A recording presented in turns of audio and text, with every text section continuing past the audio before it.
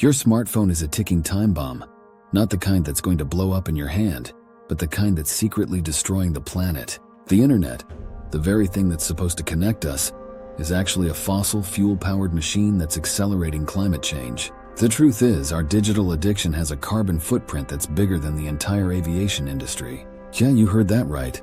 All those cat videos, social media scrolls, and online shopping sprees are pumping out greenhouse gases like there's no tomorrow. But here's the thing. It's not just about energy efficiency. The production of our devices, the extraction of rare earth minerals, and the e-waste that ends up in landfills are all part of a toxic cycle that's harming our planet.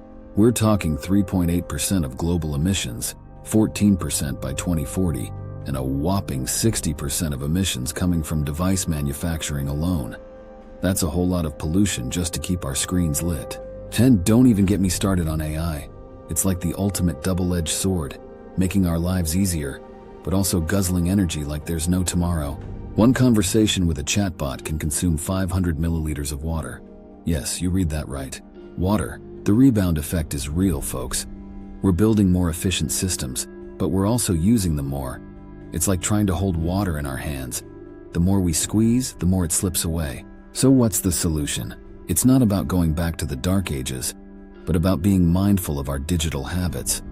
We need to build less, build better, and adopt a sufficiency mindset. It's time to rethink our relationship with technology and the planet. The clock is ticking. The future is digital, but it doesn't have to be dirty.